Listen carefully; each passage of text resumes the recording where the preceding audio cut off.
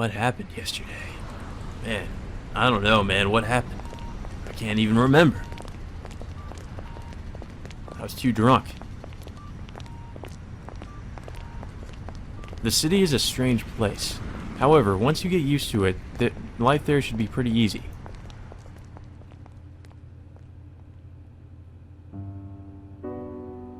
Sojiro let out a listless sigh and stared down at the winter schoolyard.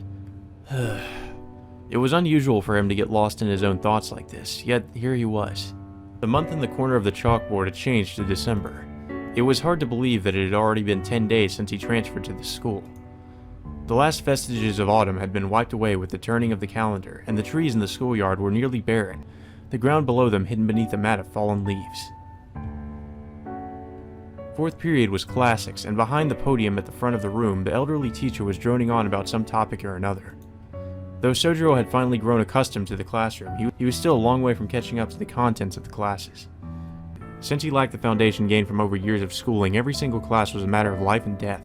Even if he couldn't grasp their contents right now, he intended to at least memorize everything so he could make use of it in the future. Therefore, idle thoughts were absolutely inexcusable. Normally, he would scold himself for losing focus when he should be busy, but...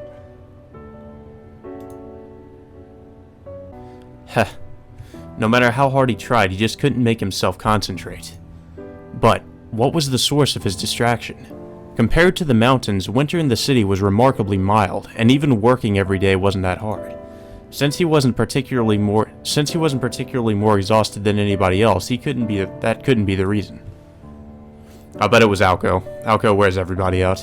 Nor was it because the class itself was tedious. Though his classmates always complained about how boring it was, he didn't share their feelings. In fact, he rather enjoyed the time he spent here. So the problem wasn't a mental one either. The more he tried to figure out what was wrong, the more depressed he felt.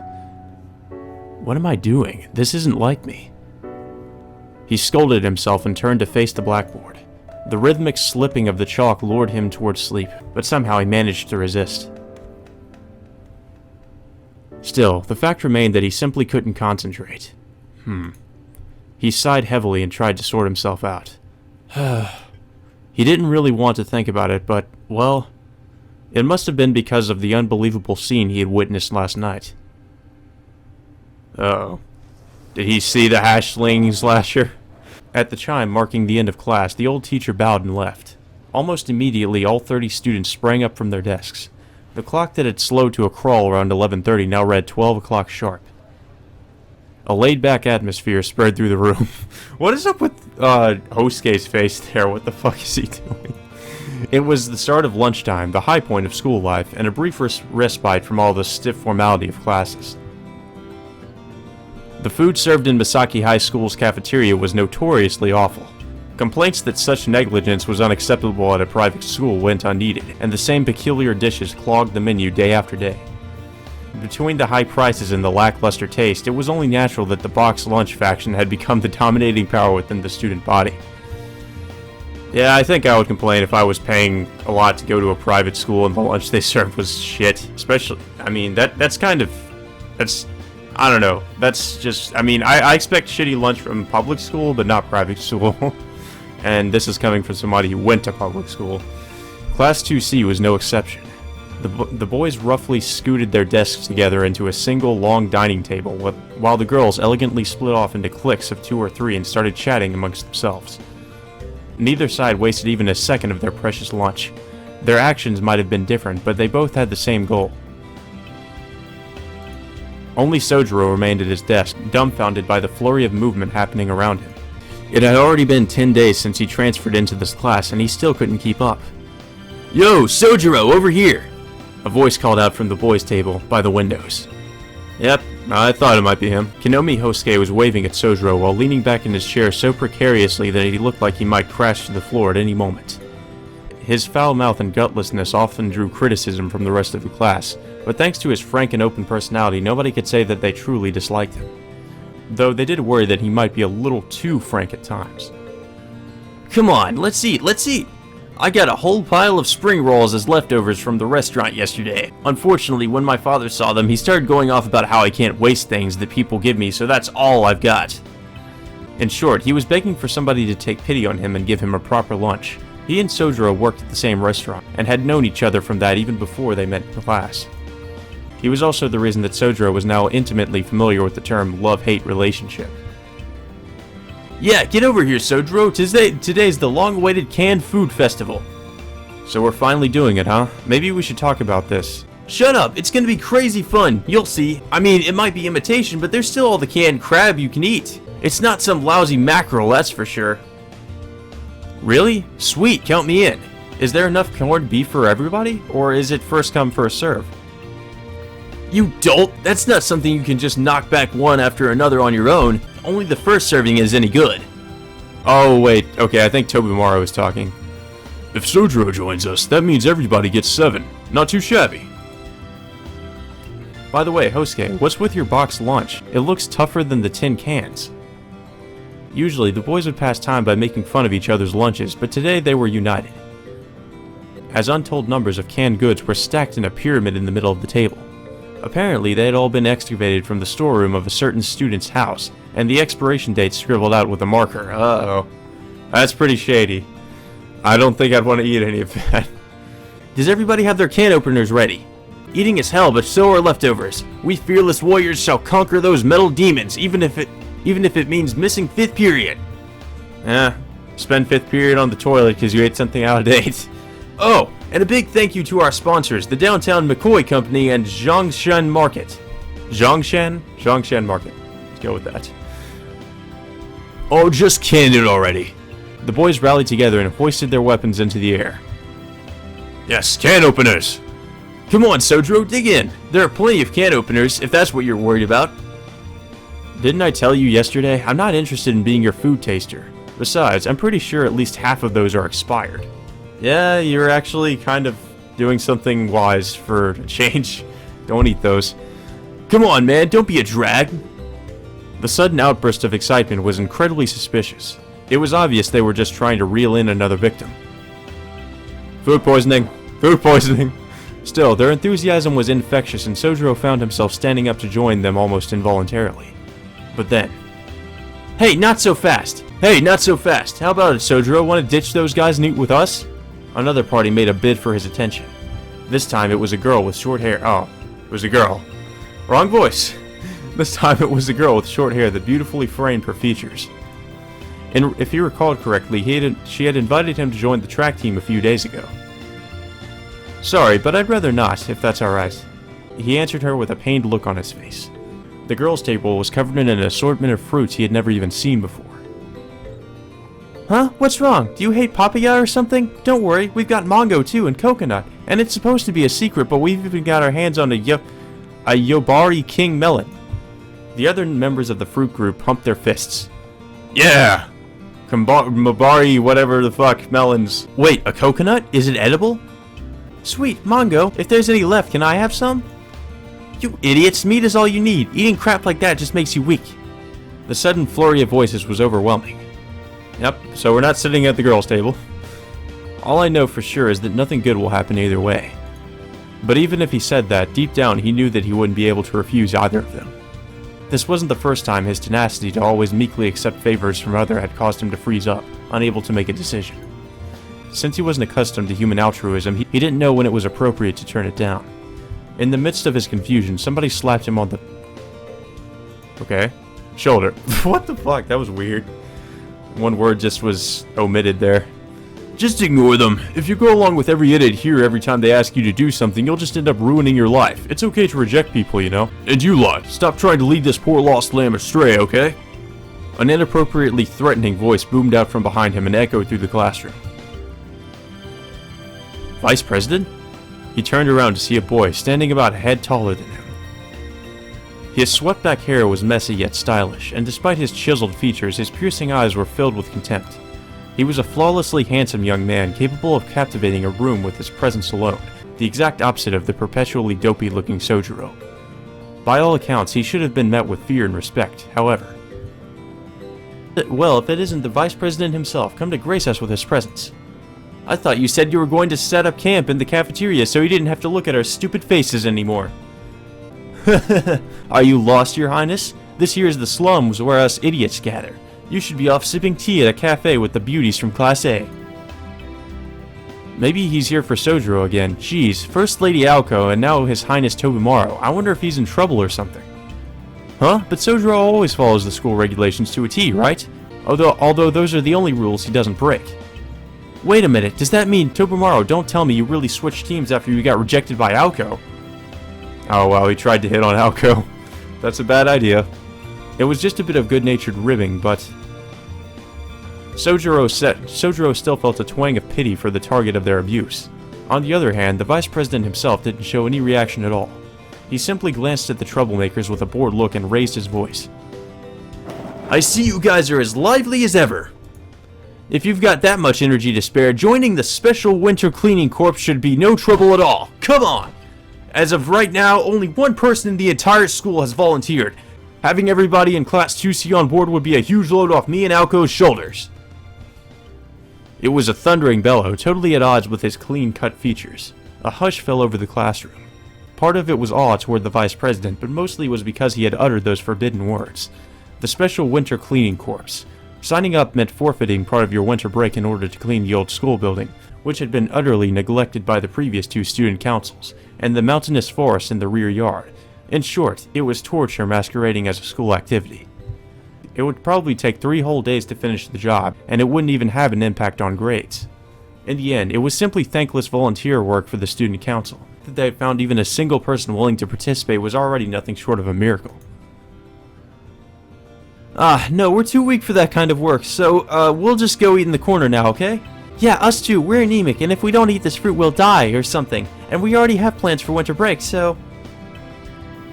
Every student but one scrambled away to safety. And we know which one that is. Good, lunchtime should be nice and quiet anyway. I don't want to hear any more complaints about the second-year class that's noisier than a bunch of first-year punks. You morons got that? The dispersing mob hung their heads, their spirits broken. Sojiro turned to join them, but... Not so fast, buddy! Hey, hang back a sec, Sojiro. I want to talk to you. He was forcibly stopped by a hand on his shoulder. How do you feel about some volunteer work? Damn it, where does the student council get off barging into people's houses and preaching at them about table manners? As soon as the vice president's back was turned, Hosuke cursed him out under his breath. Oh? Well, isn't this nice? Looks like we found our second volunteer. Better get your affairs in order before winter break, Hosuke. You're in for some fun. Apparently, the vice president had good ears because he gave Hosuke a thumbs up and went in for the kill. Huh? What are you going on about? It's a voluntary event, right? Even if you're the vice president, you can't force people to participate. The problem child of Class 2C laughed giddily. That was true, up until yesterday. Thanks to a proposal by the president, which the school accepted, as of today, all members of the student council have the authority to nominate students for participation. So I see this has become a dictatorship. In particular, nominations made by the president and vice president are absolute. You can still refuse, of course, but there's no telling what Aoko might do, and I won't be able to stop her. Are you prepared for that? Wait a minute. Isn't that basically a death sentence? Tyranny? This is tyranny! Leaving Hosuke's horrified wails behind them, the vice president and Sojiro exited the classroom.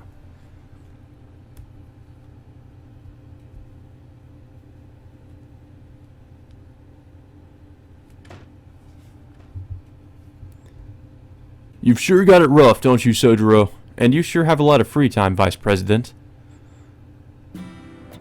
The two boys spoke up as they entered the empty student council room. Misaki High School had 2 student council rooms. The first was a large room built specifically for the student council, while the second was a material room that used to be a preparatory office for the mathematics department. Currently, they were in the latter. The walls were lined with densely packed shelves, making the already narrow room seem even more cramped than it actually was. Rather than a student council room, it might be better to call it a private refuge. They sat down across from each other. Tsukiji Tobimaro, son of the Misaki High School Board chairman and vice president of the student council. He was a second-year student just like Sojiro, whom he had first met a little over a week ago when the task of looking after the new transfer student was unceremoniously dumped on him by the student council president. Something else Aoko would probably do. I told you not to call me that. As much as it pains me to say it, I'm just the president's dog after all. His words were self-deprecating, but for some reason he didn't really seem dissatisfied. He pulled a snack out of his pocket and took a reluctant bite.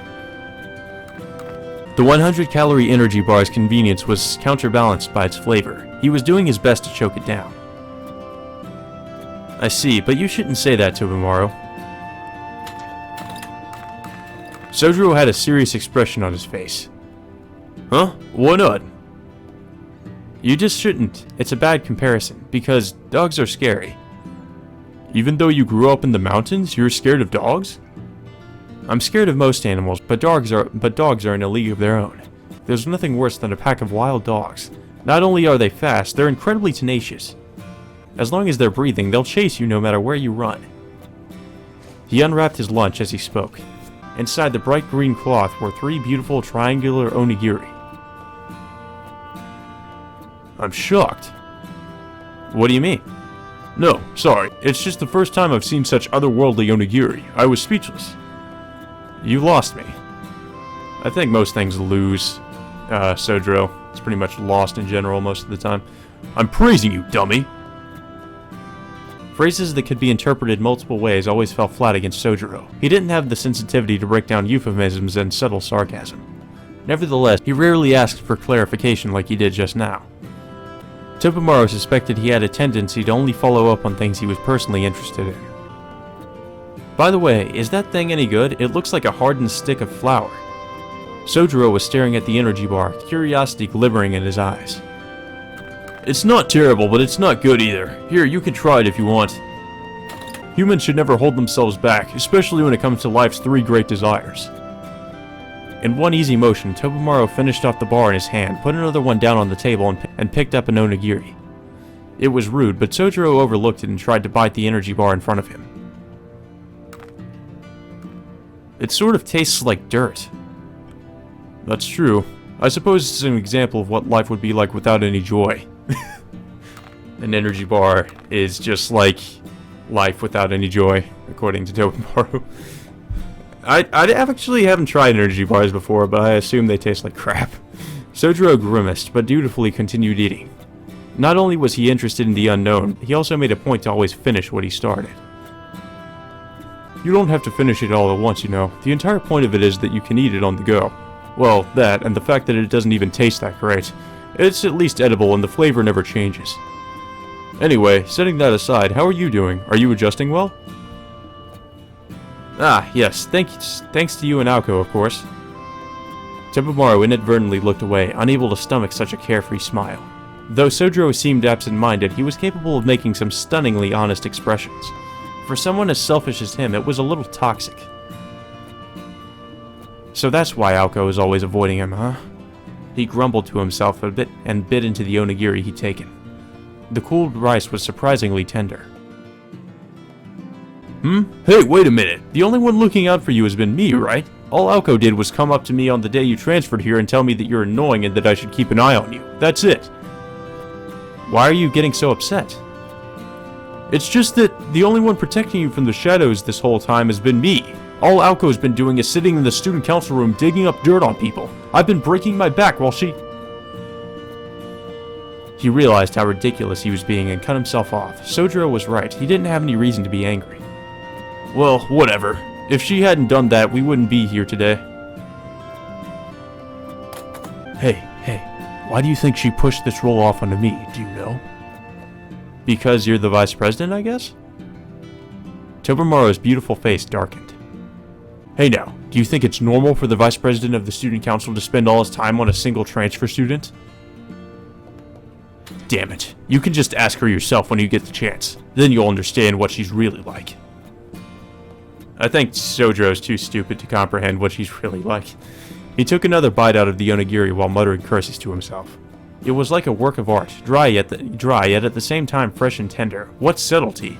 This wasn't just rice crudely mashed into a ball, but the creation of a master craftsman. He's sparkling, he's become Edward Cullen. And this seasoning, it's amazing! The subtle flavor of soy sauce seeping out from the filling inside. It doesn't just make you want to eat more, it makes it so that eating more is all you can think about. Oh!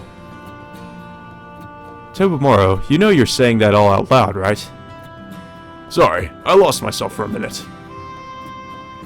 Hey, Soji, you gotta tell me, what filling did you use in this? I used mayonnaise. He impulsively asked about the unexpected flavor he detected. It's the secret sauce. No, actually it's Frank's Red Hot. I put that shit on everything. Incidentally, so far he'd only been nibbling around the outer edges, and had not yet reached the center. Oh, it's grasshopper. What the fuck? No fucking way! He doubled over, coughing. He had anticipated Sojiro cooking with ingredients common in the mountains instead of seafood, but grasshoppers? Ugh, that's fucking gross. Like, who in their right mind cooks with bugs? I guess if you're a redneck, you eat bugs on a regular basis because there's not much else to eat, but... Or, I mean, I guess redneck in Japan who lives in the mountains away from civilization. I guess that makes sense, but... It's kind of weird. Just a little bit. Shit, why didn't you warn me before I started eating? And it was so delicious, too! That was a joke. Oh, shit, wow, he actually knows what a joke is. They stared at each other for a moment. No, really, it's actually salmon. Of course it's not grasshopper. Oh, right. Good, I can't believe I fell for that. I'd fall for it too. Sojiro doesn't really joke. After all, there's nowhere to get quality grasshopper in this city. Oh god. He was being so slightly serious too. What the fuck? Sojiro said something worrisome, but he decided to ignore it. Still, that was pretty harsh for a joke. I almost threw up, you know. That wasn't like you. It's because you insulted Aoko. I must defend her honor. What is up with that face? He just looks like he's pouting or something. Sojiro closed his eyes and sullenly chewed on his onigiri. He said it. He really said it. Tobimaro was dumbfounded. Hey, I can't let that one slide. You're saying you were taking revenge on me for bad-mouthing Aoko? Chew, chew, chew. His silent protest said it all. Tobimaro looked like he had been struck by lightning. What the hell? Don't tell me you like Aoko. Is that it? That's it, isn't it? Hey, wake up and answer me, damn it! He flung himself out of his chair and started violently shaking Sojiro by the shoulders. Sojiro opened his eyes despite himself. That's right, you don't know about the tragedy that happened last year. If you did, you wouldn't be entertaining such a destructive desire. I think you may have misunderstood something, but that can wait. First, what's this tragedy you mentioned?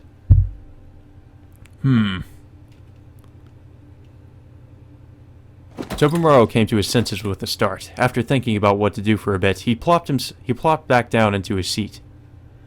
Fine, I don't usually like to gossip like this, but I guess I can make an exception just this once.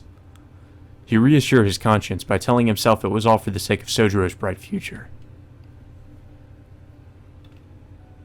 It's a story from when Aoko was still a first-year student.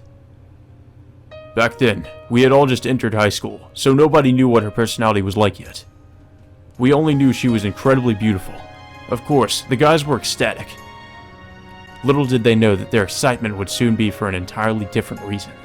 By April or May, the school had completely descended into chaos. Divisions like upper and lower classmen no longer existed. Guys were picking each other off, forming alliances, and even getting into duels. It was crazy. Just getting close to Aoko was a struggle. I don't get it. Why did things turn out like that? It's because 100 guys were chasing after the same girl. If they all had lunch with her one by one, it would have taken months. So they were secretly feuding to see who would get to ask her out. I was kind of surprised nobody was really trying to go after Aoko. Well, it's fun if you don't understand. It's just a story about a bunch of losers after all. The important part is what came next. The survivors of that pointless tournament went about trying to win over Aoko. Now, she might not look it, but she's the type that can't just ignore people's sincerity, or maybe I should say courage? At any rate, she rejected all the guys who approached her as politely as she could. However, among them was one particular third year who misunderstood her courtesy. He was convinced he still had a chance and kept coming on to her over and over again. Probably, he was a little messed up in the head. Looking back on it now, that's the only explanation. Incidentally, Tobimaro decided to hide the fact that this third-year student was actually the previous student council president. Apparently, though, he didn't just intrude on Aoko at school, he even went as far as following her home. I guess that pushed her over the edge, because after that she snapped and rejected him in a way. I'm not entirely comfortable repeating that out loud. How much do you want to bet that person was Tobimaro? Kinda sounds like a stalker, though. I mean, that's sorta weird. You don't really do that, you know? Oh! Face! As a result, not only did the student in question voluntarily transfer to another school, he ran away from Misaki entirely, while Aoko was forced to spend a month under house arrest. Well, he was kind of stalking her, so I think she had pretty good reason to do that. So I guess this wasn't Tobimaro. It makes no sense. Because he did say the former vice student council president. The whole ordeal is known as the Bloody Town Hall incident. If you want to know more, ask Aoko, or don't, if you want to live. If you really feel the need to hear about it, go to the journalism club. Their president is something of a daredevil, so he'll be happy to tell you the whole story. Tobimaro, it sort of feels like you were being intentionally vague. You got me. What can I say? Some things are scary even to the board chairman's son. I at least want to graduate high school safely. The last thing I need is some trauma that'll make me freak out every time I see your school's female uniform. Sojiro tilted his head to the side. He didn't understand what Tobimaro was trying to say at all. Anyway, setting that aside, what exactly is it that you see in someone like Aoko? He tilted his head again, to the other side this time. Hey, are you sure you actually like her? If you're just saying that your heart starts pounding when you see her, that's not necessarily love. Terror can cause that too. No matter how much of an airhead you are, you must have a reason, right? He tilted his head even more. Tobimaro still seemed to be misunderstanding something, but he decided to leave it alone for now. There were too many things that he himself didn't understand about his feelings for Aoko. You're right, it's strange. I don't even know her that well. It was only natural. Aside from the day they met, they hadn't talked to each other in school even once. Every time he tried, she would quickly make herself scarce. And while it was true that they had worked together at the church just the other Sunday, even that was only idle chit-chat on the way there and back. But Tobimaro, there are things you don't know either. Sometimes I feel somebody's eyes on me, and when I turn around she's standing there worrying about whether or not I'll make a mistake. Maybe you're right. Maybe she just happened to see me in the hallway and wanted to make sure I didn't cause a scene. Maybe she wishes she could pass by without paying me any attention at all. At the very least, the fact that she stops means her concern is real. And most importantly, that part of Aoko has really saved me. His words were calm and earnest. Tobimaro couldn't help but sigh in regret. If only he hadn't heard that, he could have just introduced Sojiro to a nice proper schoolgirl and let him live out the rest of his high school days in peace. Normally, he would never go so far for somebody else. If somebody is useful, exploit them. If they aren't, don't get involved. That was his creed. And yet, though he would gain absolutely nothing from doing so, he wanted to help Sojiro out. It wasn't like he was completely ignorant of friendship, of course. He simply wasn't blessed with very many people he could call friends. So, if Sojiro truly liked Aoko, then as his friend, there was no way he could do something as unrefined as trying to change his mind. Man, I guess it's true what they say, love really doesn't need a reason. That's not true. There is only one reason. Beautiful. When I first saw her, I thought she was beautiful. Oh? Tobimaro slumped his shoulders. That's it! After all that, you're telling me you just like her for her body? I don't think it's so strange to judge somebody's personality based on the outward appearance they went through so much trouble to present. Something about that reasoning seemed off, but at the same time, Tobimaro couldn't argue with it. Fine, I give up. It's none of my business who you go after anyway. Now then. Throughout this entire exchange, Tobimaro failed to grasp one crucial thing. Namely, what Shizuki Sojiro felt for Aozaki Aoko was nothing more than ordinary kindness. He didn't have any particularly deep affection for her, nor did he harbor notions of becoming her lover. That this simple misunderstanding would eventually lead to a calamity of epic proportions was something that nobody could have predicted. But let me give you just one piece of advice, Sojiro. Just because Aoko fights with somebody doesn't mean she hates them, and on the flip side, just because she's kind to someone doesn't mean she likes them. I'm a good example of that. I can actually kind of sympathize with where Tobimaro is coming from here. I used to be in a similar situation in high school. He spoke with a heavy sigh, as if he was remembering some distant heartbreak. I see. So what happened? Basically, Aoko used to be really full of herself, and I tried to hit her. It happened about half a year ago, in the summer. We had already been working together on the student council for a year at that point, so I'd started to see her as more than a comrade in arms than as a woman. So one day, without thinking, I took a swing at her. Now, I don't mean to brag, but I've got the hip rotation of a cleanup hitter.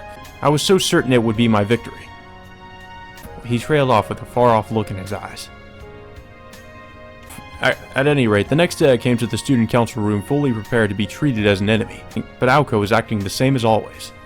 And ever since then, we've worked together as president and vice president. Sojiro sighed as Tobimaro wrapped up his story. Then, with complete and utter self-confidence. So, to sum it up, you're saying Aoko is pretty great, right? He completely missed the points. Were you even listening? How did you get that from that story? That was the decisive event that made it totally impossible for me to see her as a woman. Really? I got it wrong? You get a lot of things wrong, Sojiro. A dissatisfied "what a waste" slipped from his lips. Tobimaro silently reversed his opinion of the boy. He seemed simple, but there was something about him he just couldn't put his finger on. Or silently revised his opinion. Anyway, I was just trying to say that Aoko's preferences aren't normal. Doing nice things for her won't make her like you, and doing things she dislikes won't make her hate you. Sojiro said he'd keep it in mind as he glanced at the clock. They'd been talking for a long time now, and lunch was almost over. So is that everything you had to say? Huh? I didn't have anything to say from the start. He briefly wondered why Tobimaro had even brought him here, but quickly shook it off. There were more pressing matters. Okay, then can you stick around a little bit longer? There's something I wanted to ask you about. Tobimaro sat in his chair. He'd never seen his friend wear such a serious expression before. Setting aside his half-eaten onigiri, Sojiro cleared his throat. It's about last night. He spoke solemnly, and with as much detail as he could muster, he began to recite what he had seen the night before. Uh-oh. This sounds bad.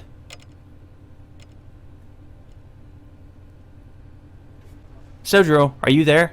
Aozaki Aoko called into the classroom before entering, as if it was the most natural thing in the world. It was already 12:50. Lunch would soon be drawing to a close, but Class 2C was as lively as ever. Though she had no business being here, she casually walked right in without waiting for a reply. Everybody just stands at attention. As she did, the students, who until then had been boisterous as baby birds begging for food, conspicuously fell silent and returned to their seats, or just sat down. What's with that response? She clicked her tongue and surveyed the room. The student she was looking for wasn't here.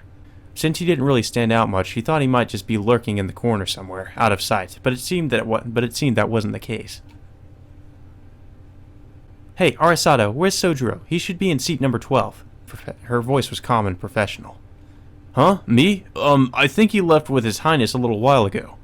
The student she called was shocked that she knew his name. By the way, you might think that the reason the other students referred to Tsukiji Tobimaro as His Highness was because he was the board chairman's son, but it actually stemmed from his prince-like behavior. Apparently, Tobimaro himself was rather fond of the nickname. Well, somebody has an ego. Tobimaro, he and Sojiro are getting along? She was shocked, and the students of Class 2C were shocked that she was shocked. We've never actually seen him be so friendly with another guy before. Well, there's Hosuke, but he's an idiot, so it doesn't count. Pfft. That's right, His Highness treated him pretty coldly at first, but by the third day they were bickering like old friends. You just can't help but warm up to Sojiro. He might be weird, but he's a good guy. Yeah, Sojiro is great. As they regained their composure, the students once again began to murmur and chat amongst themselves. Aoko stood there listening for a bit, then abruptly turned around, and left with a quick goodbye. I guess she's going looking for Sojiro? Back in the student council room, Sojiro had finished telling his story. He seemed rather pleased with himself. Across the table, however, Tobimaro was frowning. So, what did you think? He fished for feedback. In response, Tobimaro massaged his forehead with his fingertips and made a face somewhere between anger and consternation. Hey, Soji, you aren't making fun of me, right? You aren't that crafty. That's mean. I'm pretty clever, you know. I beg to differ. His clumsy retort just confirmed Tobimaro's suspicions. In which case, there were only two possible conclusions. Either what he said had really happened, or he was so exhausted that he was starting to hallucinate. Well, with him, I would kind of go with either one, really. Personally, Tobimaro hoped it was the latter, but... Sojiro, speaking frankly, I like you. A human that doesn't lie isn't human. That makes you a perfect match for a misanthrope like me. But if you start spouting off nonsense like that, who am I going to rely on for lunch from now on? Can't you just eat in the cafeteria? Tobimaro's scowl deepened. Fine, I'll say it clearly. What you saw was a hallucination. If you ask me, your eyes were probably playing tricks on you. But if that doesn't satisfy you, I can introduce you to a good psychiatrist. You really think so? Okay, that settles it then. Tobimaro's words might have seemed insulting, but Sojiro accepted them calmly. I figured it was something like that. Still, it's the city. That sort of thing might actually be possible here, so I had to check. Visibly relieved, he finished off his last onigiri and neatly folded up the cloth they'd been wrapped in. Hey, what are you saying? Did you really think it was normal for people in the city to do things like breathe fire or stretch their arms like rubber? Well, I wouldn't say normal, but I thought it might not be anything special either. This place is full of impossible things that don't exist in the mountains. That's why I thought there might even be people like that, too. The serious look on Sojiro's face made Tobimaro keenly aware of the enormous culture gap between them. Deep in the mountains, with no electricity, the night had remained unchanged since ancient times. Far from the leading actors, humans there were mere bit players, just another part of nature. In conditions like that, it was no surprise that people like this boy would still exist. They must have some pretty weird superstitions if they think things like that. Of course, the idea of children growing up pure and untainted had a certain appeal to it. Perhaps the population there was so low that there was no need to develop civilization. Or perhaps it was simply a pristine world where excess knowledge was not required. At any rate, it was a bit paradoxical, but it was precisely because everything about life in the city seemed impossible to him that he had ended up under the impression that it was a place where anything could happen. Don't worry, there's no doubt that the city is full of all sorts of shady people, but none of them are secretly wizards, I promise. Actually, you'd be a little bit wrong. If you say so. Somehow, he didn't seem totally convinced. I'm skeptical of that. Magical people do exist. Certainly, there had been parts of his story that Tobimaro couldn't quite come to terms with either. True or not, the event he had described was disturbing. Anyway, for now, let's assume everything you said really happened. That means that a student from our school killed somebody in the park last night, and on top of that, both the perpetrator and the victim were abnormal, to say the least. One of them must have had a flamethrower, while the other had something like a naginata, I guess, or another long-bladed weapon. Sojiro nodded along as he listened to Tobimaro talk. Hearing it from somebody else's mouth, he could see how people might think he was pulling their leg. That's a pretty crazy story. Sojiro, come clean. Are you messing with me? No, not at all. But people like that don't exist in the city, right? In which case, it's just like you said. I must have been dreaming. Lately, balancing work and exams has been pretty tough, so... Winter break was fast approaching, and finals were only a week away. For Sojiro, they were a most fearsome adversary. Since I don't have a good foundation, I have to study twice as much as everybody else just to keep up, and you're bound to do a nervous breakdown if you do nothing but study all the time. First of all, you don't do a nervous breakdown, you have one, but you're right, burning the candle at both ends isn't good for you. Why don't you cut back on work, at least before exams? I've been trying, but a lot of people have been taking year-end vacations, and they're always asking me to cover for them. And he just says he can. He shrugged his shoulders helplessly. From the way he was talking, he'd obviously been busy. Even if he wasn't going crazy, his lack of sleep might have caused him to slip into a daydream, although technically it had happened in the middle of the night. I think him working so much is going to end up just killing him. It's going to be the death of him. Sounds like you're having a hard time, Sojiro. Yeah, living in the city is pretty draining. He nodded gravely.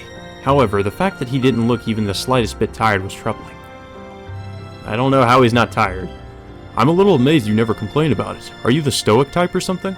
Or it's just that worries aren't painful, that's all. Sojiro answered, then glanced at the wall clock. Lunch was about to end. Tobimaro, the time. Huh? Is it that late already? Go ahead and go back without me. I've still got things to do. Sojiro stared at Tobimaro, who was making the life of a student council member sure is tough sort of gesture. He had the eyes of somebody looking at a piece of art without comprehending its value. It must be nice being able to skip class whenever you want. Isn't that the sort of negligence you said you hate? That's a misunderstanding. Didn't I tell you already? My absences aren't negligence, they're privilege. The vice president stood up emphatically. He seemed upset. However, the transfer student merely gazed at him, wholly unimpressed. Hey, don't tell me you still didn't understand even after I painstakingly explained it to you. Fine, sit down and listen up, Soji. Even though I was gifted with talent and fortune far exceeding normal people and work diligently every day without resting, I'll be reduced to nothing once I graduate from this place. It's awful. I can only make use of my family status for one more crummy little year. What on earth is enviable about that? Normally, the privilege of riding on your parents' coattails is something that should last you your entire life, but I only get it for 3 measly years. So, it would be a waste not to take advantage of it while I have the chance. God damn, it pisses me off. The idea of being on the same level as a bunch of morons, worrying about money. I swear, I won't be able to make it in the adult world. The envy and jealousy swirling around there will swallow up my fragile heart for sure. It had to have been a joke, but as far as Sojiro could tell, he was being completely serious. Thinking it must be nice to be able to say things like that with a straight face, he simply took Tobimaro at his word. After all, if he said it himself, he must believe it. However, oh, if you want to keep using your precious privilege so badly, all you have to do is stay in high school, right? Just say the word, and I'd be more than happy to help out. As if to blow away his spineless acquiescence, the door to the student council room flew open. Cool words effortlessly shattered the warm atmosphere. With a single remark, Tsukiji Tobimaro's sovereignty over the room slipped away. I'll pass. Dreams are something you should accomplish on your own, I think.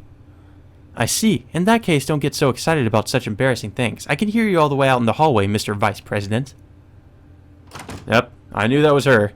Speaking without an ounce of hesitation, the girl, Aozaki Aoko, entered the student council room. Her long, dark hair was slightly disheveled, probably due to the fact that she had run all the way here. She overlooked the still-seated Sojiro and stared at the vice president who had been passionately ranting until just a moment ago. Good luck, Tobimaro. Sojiro quietly stood up and started to leave. I had no idea you were so heartless. Tobimaro grumbled in front of Aoko. But if I don't go back to class soon, I'll be late. See? That's exactly what I'm talking about. He cut himself off there. Aoko, who had been focused entirely on him, briefly shifted her gaze towards Sojiro. You're not the only one with places to be, you know. I swear, it feels like I'm always having to pick up after you. It wasn't a complaint. It was simply her honest opinion. Huh? Are you saying you're here for Sojiro? Don't worry, I've got business with you too. Her eyes were shining with an almost murderous glint. It was subtly different from the sullen gaze that Tobimaro had grown so accustomed to. He didn't know why, but she seemed to be in an unusually bad mood today. Sojiro, which would you prefer, running or swimming? She asked abruptly. Sojiro frowned slightly, then answered, either one is fine. No, you have to pick one. Oh, I'm guessing she's trying to pick him for either the track team or the swimming team. Then swimming, I guess. What's this all about? You still haven't signed up for any clubs. Yep, I knew it. It was a terribly succinct answer that didn't leave any room to object. You've read the school regulations, right? All students must participate in club activities without exception. Honestly, I think it's stupid, but rules are rules. That's ridiculous. I don't have time for that. Yeah, he really doesn't have time for that, actually. He's got too many jobs. I know. Another terse reply. She was always fairly merciless, of course, but Tobimaro couldn't help but think she was trying unusually hard to avoid getting drawn into a conversation with Sojiro. The two stared at each other wordlessly. Even Tobimaro, standing on the sidelines, didn't dare to breathe. I see. Finally, Sojiro broke the silence. I thought you understood, Aoko. No, you definitely do understand. Yeah, that's what's strong about you. Sojiro stood up. He passed by Aoko and casually walked to the door. So, should I start tomorrow? If you're okay with that. With a forced smile that said he'd try his best, he disappeared into the hallway.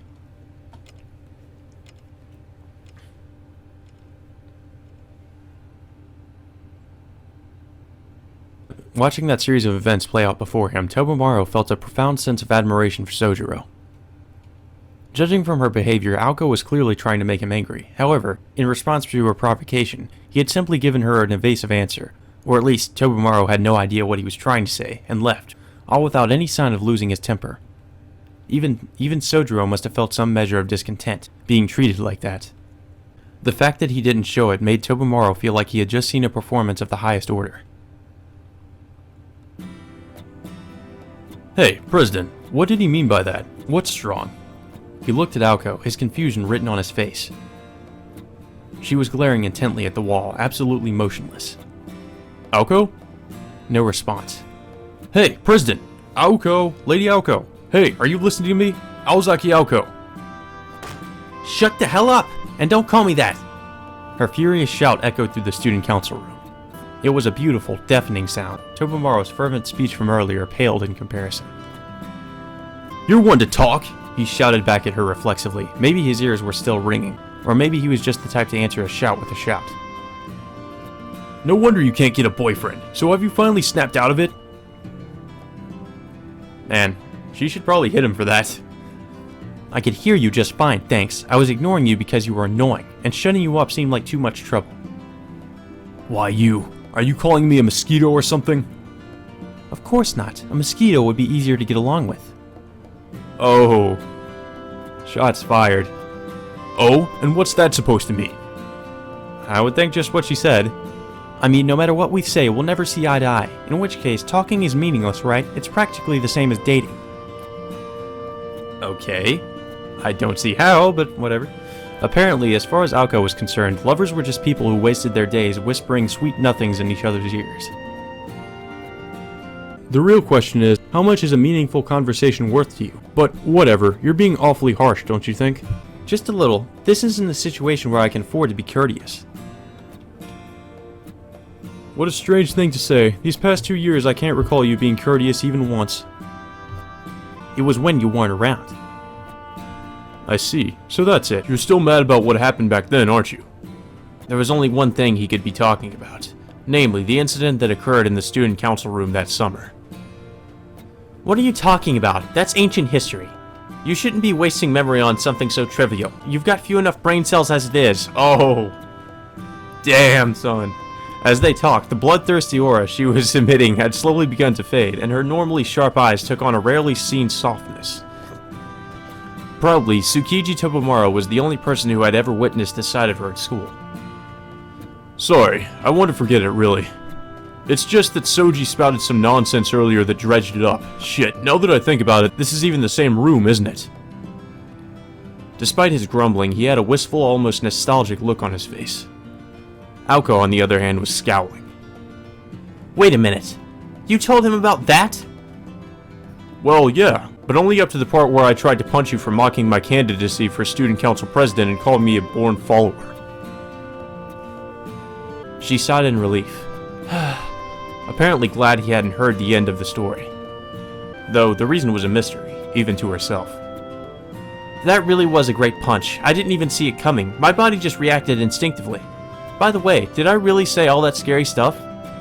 You did. And not only that, you took advantage of me while I was in the nurse's office and forced me to become your vice president. He had served under the very person who had beat him in the election ever since. Well, that kinda sucks to say the least. It's alright though, I was never cut out for the job of president anyway. Vice president suits me just fine. If I had one, I probably would have ended up turning into my father. You always did pride yourself on not doing things halfway. Though I kind of wanted to see you totally devote yourself to the presidency. You'd have ended up as an honors student before you even realized what had happened. Don't even joke about that. Having one wolf in sheep's clothing around here is more than enough. He waved his arms to shoo her away. But she will never leave. This sort of frank and open half-hearted quarreling, unsuitable for a man and woman, was more or less a daily occurrence for them. So, why did you tell him? Huh? What happened here 6 months ago? Why did you tell him? Oh, that. It was nothing really. He was just saying something ridiculous about... He caught himself. Revealing Sojiro's feelings would be breaking the tacit agreement between men, even if it was his own misunderstanding. Anyway, what was with your attitude earlier? Do you have a grudge against Sojiro or something? Please, I'm not some princess that would hold on to a grudge for more than a week. Warning, bullshit alert. Although he kinda do look like someone who would do that. He almost chimed in that she was more like a queen, but bit his tongue. Yeah, he'd probably get punched. He learned enough in the last 2 years to know that it would be a bad idea. So if you don't have a grudge, why were you trying to pick a fight with him? I mean, sure, he's a little weird, but he's about as nice as they come. He's also incredibly ignorant. I think that Aoko is in competition with Rin Tosca in like the most ridiculous expressions. Hey, wait, why are you acting like you just saw a termite? Don't worry about it. I was just thinking about how disgusting it was to hear those words coming out of your mouth. Well, whatever. So he's a good guy. Great. That makes him the perfect person to pick a fight with. After all, if nobody else will hate him, I've got no choice but to do it myself, right? With a satisfied nod, she pulled herself together. You've got no choice? You couldn't follow her logic at all. I don't really think much. I don't think most people would be able to. He was used to her train of thought jumping around like this, but even so, hating Sojiro for no reason was just too cruel. Images of that utterly harmless face flashed in his mind, and he spoke up without thinking. But that guy likes you. Can you really say you hate him knowing that? Aw, shit. He just dropped the bomb. He dropped the bomb. It hadn't even taken him 2 minutes to break his vow of silence. God damn it. Well, we've learned a valuable lesson today. Don't tell Tobimaro about things like that, or don't even imply that things like that might even exist. I don't know. No, forget I said anything. He snapped his mouth shut, but it was already too late. But you're too late. There was no taking it back. All he could do now was pray it went over well. Nope. Nothing goes over well with her. That's fine. We all have our own likes and dislikes. But that's all they are. Even if you say he wants to get along with me, I just can't stand him. Totally unemotional. Wow. Faced with that cool response, an uncharacteristic fury ignited in Tobimaro's chest. I'm not talking about friendship or likes and dislikes. Soji, he said he's seriously in love with you. Oh man, you're making it worse. No. He shouted, a serious look on his face. And Aoko stared back at him blankly, in open-mouthed surprise. It was the expression of somebody who had dropped their wallet hours earlier, but only just now realized it was missing, in the brief instant where they still couldn't believe that this was happening to them of all people. And indeed, it was only for just an instant.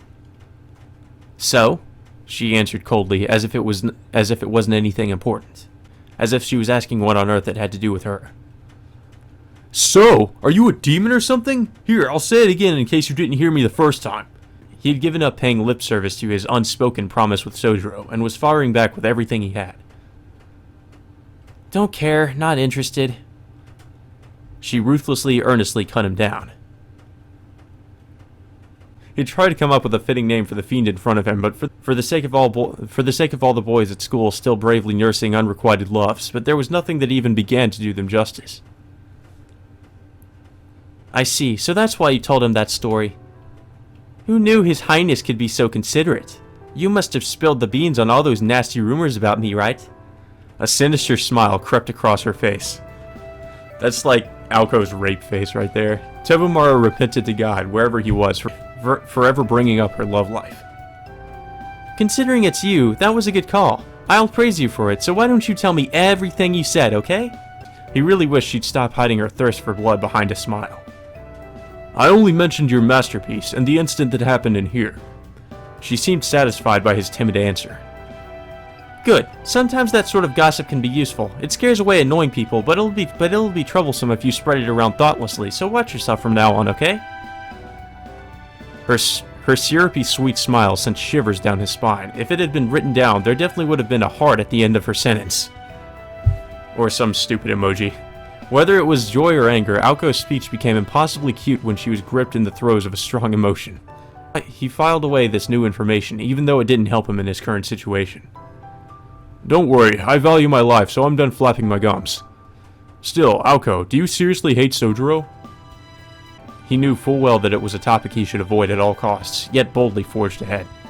Occasionally, the friendship between men was more beautiful than pearls. Well, it's not like it's as simple as I don't like him, so I don't hate him. Honestly, I don't even understand it myself. Maybe that's the problem. She hesitated a bit before answering, probably for Tobimoro's benefit. If she gave it a proper thought instead of replying immediately, even he wouldn't be able to complain. I see. In that case, I'm done. After all, it's a purely emotional issue. Neither of you have a rational reason for the way you feel, so there's nothing I can do to help.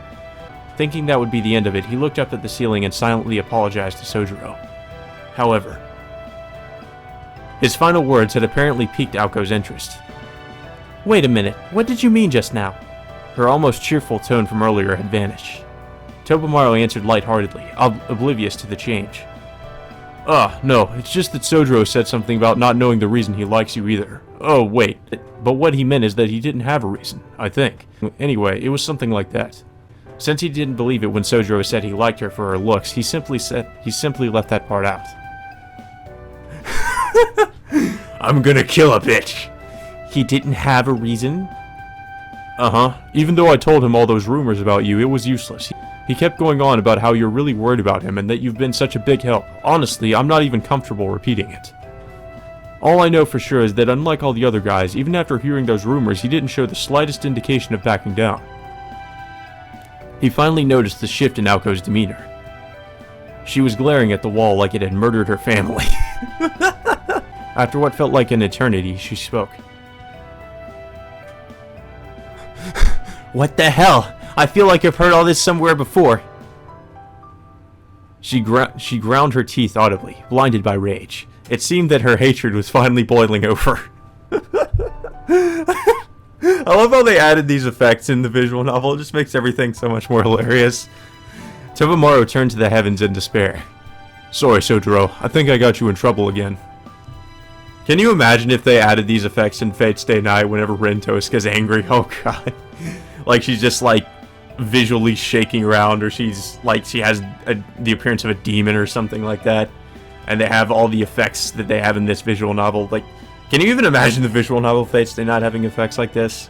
I mean, I guess you can compare it to the Ufotable animation and say, you know, oh, well, it's already been animated with amazing effects and everything. But I mean, just in terms of a visual novel, I understand a little better now what it is I don't like about him. Tobimaro looked away as if to say, I don't want to hear it, go bother somebody else. But she ignored him and continued in a quiet, curse-like voice. It's his attitude. It reminds me of someone I hate.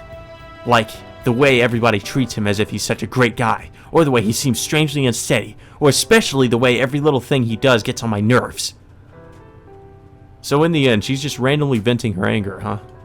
He idly checked the time. And, well, with Soons or Tsunderes, it seems that if they specifically target you and don't like you more than anybody else, they actually like you. I mean, at least it's the case for Tsunderes. I don't know about Soons, but apparently, I don't know. Maybe she does, maybe she doesn't. That is the question, isn't it? And this visual novel isn't really going to answer that question because there is no romance in this, so. Naturally, it was already past 1 o'clock. I get it, you can stop now. Sorry I brought it up. So, what was that business you had with me? Though, just so you know, class has already started. Huh? What do you mean, class? When did... The bell rang way back when you were staring at a hole in the wall after Shoji left. Is it really okay for you to skip 5th period, President? He made me skip 5th period. Of course it's not okay! Why didn't you say something? She shouted while pulling on Tobimaro's tie, on the verge of tears. In response, he raised his arms in mock surrender. It was the composure only afforded to a winner.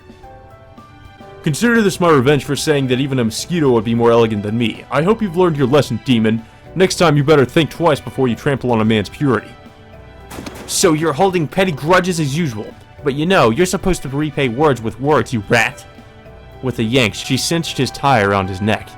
He laughed, as if her reaction was only making his victory all the sweeter. Everybody knows you're headed for remedial classes in classics. And I don't even need to even tell you what Class A's 5th period is, right? Old Lady Fujishiro is going to hate you even more after this. Miss Fujishiro is one of the school's longest-serving teachers, and, it should go without saying, the one in charge of classics. Come on, if you've got time to yank my tie around, you'd be better off using it to rush back to your classroom. Since I'm feeling generous, I won't even try to stop you. That is the best face so far. Ah, damn it! Getting jerked around by someone like you. Die already! She tightened his tie even further, mercilessly crushing his windpipe. True to her word, his life started to flash before his eyes.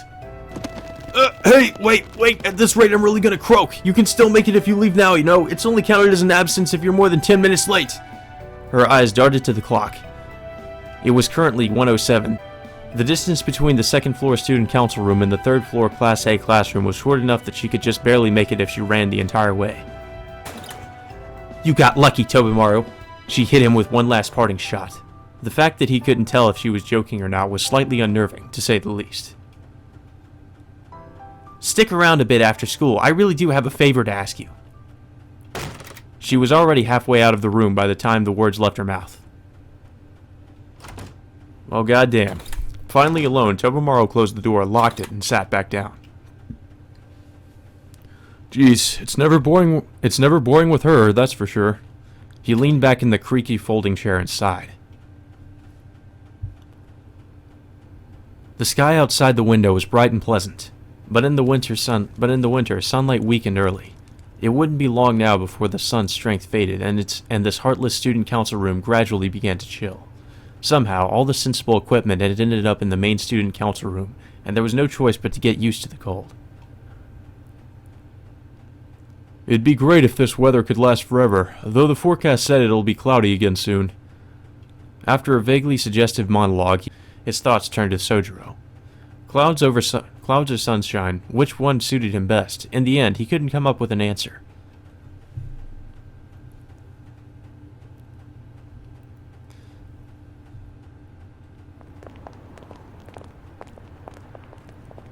After school, Sojiro went straight to work without making any detours. Though he had properly informed the school of his jobs at the Chinese restaurant and fishmonger in the Misaki shopping district, there were even more that he was keeping under wraps, not just because he was worried about having too many, but because the jobs themselves were apparently less than legal. What the hell is he doing, selling crack cocaine?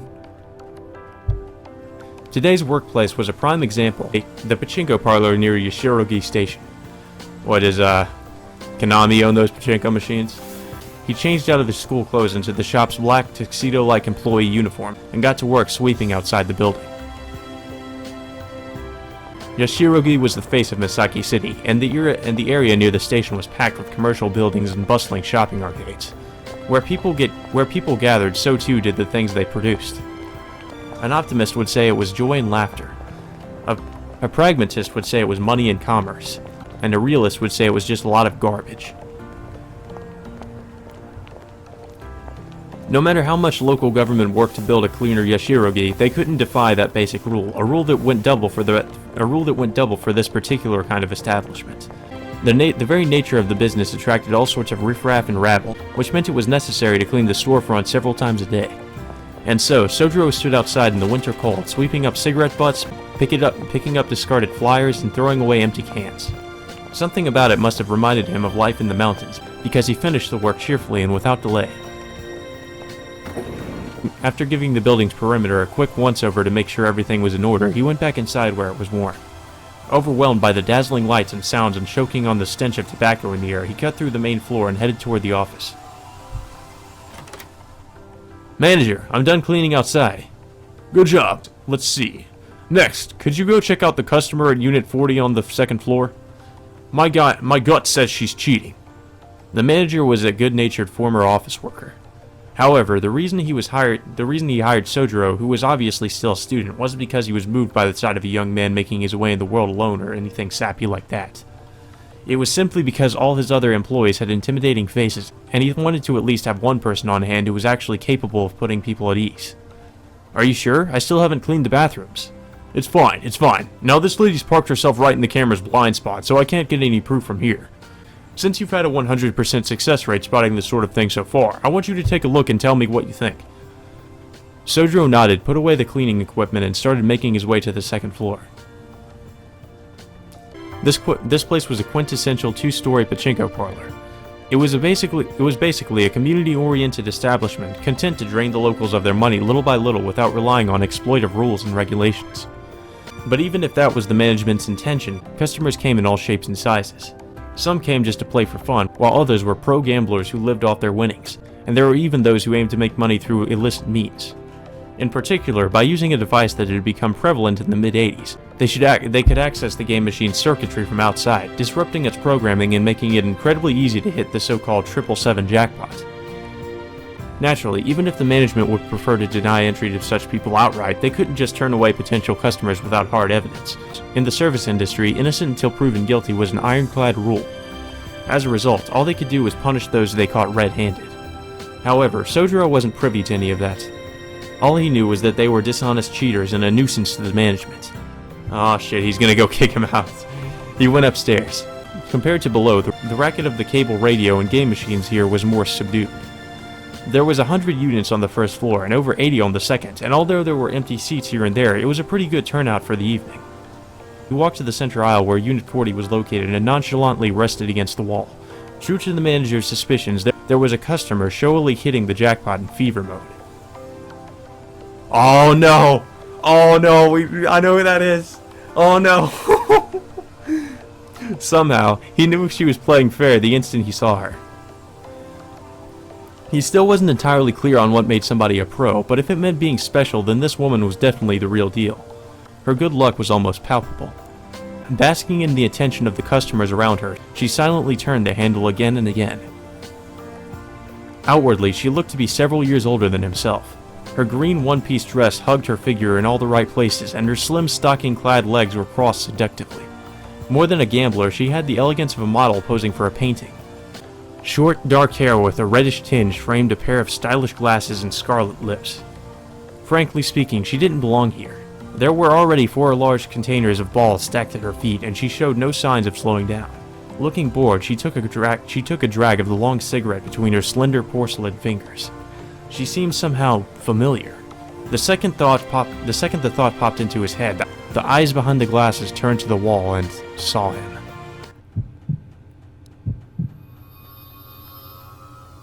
Uh-oh. A chill ran down his spine. He clamped his hand over his mouth to keep himself from screaming. That person, from yesterday.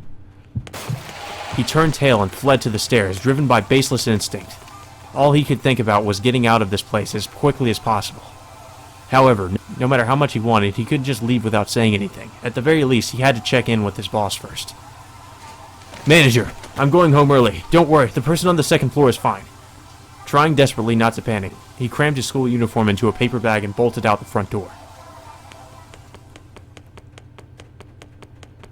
He dashed through the streets of Yashirogi, already thick with the shadows of night due to the cloudy weather, and headed toward the station. Shooting up the long flight of stairs like an arrow, he nimbly whipped his commuter pass from his wallet and hurried through the ticket gate. Inside, throngs of people were standing, walking and talking. The station attendant in the booth beside the automatic ticket gates had a dour expression on his face, and a vaguely turbulent tranquility filled the air. In other words, it was an ordinary day in the city. The spectacle from last night was nowhere to be seen.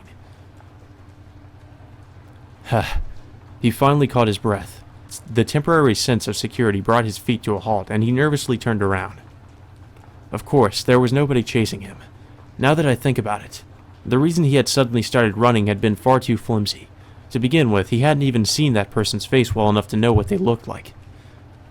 He slapped himself on the cheeks to pull himself together, then went downstairs to the platform. Unfortunately, the train wouldn't arrive for another 10 minutes, so he quietly found a chair and sat down. There was no point in making a scene here. He took another deep breath. The platform was crowded with people waiting for the train, just like he was. There was no sign of any sort of someone chasing him. I guess it was just my imagination. His turbid thoughts finally began to settle. But as the tension drained from his shoulders, it was replaced by a surprisingly heavy weight. I know I'm tired. This is my body, after all. He sighed. His fatigue was worse than he expected. Life since coming down from the mountains had certainly been tough, but when he sat down like this and looked back on it, it hadn't been unbearable. Physically, he was fine. The problem was his mind. This place and the mountains had almost nothing in common. Recognizing the differences and adapting to them was incredibly difficult. Of course, the adapting was simple. Human beings were that sort of creature by nature. Even without any particular effort, the process would happen on its own. So, the hard part was probably the recognition. Why can't anything be easy? He finally gave voice to the complaints he'd kept bottled up so long. Truthfully, even taking a stroll around town was still unnerving. The things that people of the city took for granted were all unknown to him. Was it any wonder that he would eventually get worn down after being astonished by every little thing time and time again? Yeah, it's not my body that's tired. That's why I saw that illusion. He muttered to himself, then shook his head. What was. That was the way of the world. No matter what Tobimaro said, he knew that what he had seen was real. It was a ghost. Compared to the mountains, this place was magical. In which case, it wouldn't be strange if people who could really use magic were living here in secret. Just thinking about it made his legs start to quiver. After a while, he realized it was from fear. The last time he'd felt this way was when he found himself face to face with a wild bear as a child. Except that wasn't the same thing at all, was it? Back then, I nearly screamed my head off. Reminiscing about his outrageous childhood trauma, he couldn't help but crack a smile. Certainly, anybody would faint if a 2-meter-tall beast lumbered out of nowhere and started roaring at them. The wild animals in the mountains were so terrifying that they made the giant monster in the movie he'd seen just a couple of days ago seem like a harmless stuffed animal. If he could live through that, he was sure he could endure anything the city had to throw at him. Right, so then, the problem is what they said at the very end. What did they mean by get rid of him? If he took it at face value, then it was exactly what it sounded like.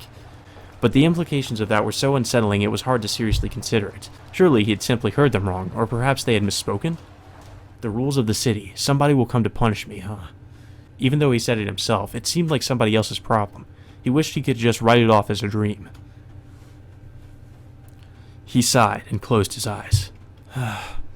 As his vision went black, he mentally shelved the scene from before. For now, he decided to forget about what happened last night. When he opened his eyes, his breathing had settled down. So, what happened after you tried to hit Aoko, Tobimaro? For some reason, that question suddenly sprang up in his mind. Resolving to ask about it next time, he stood up just as the train arrived, trailed by a stream of light. Well, at least he got away from that person, quote-unquote. And I'm pretty sure we all know who that is.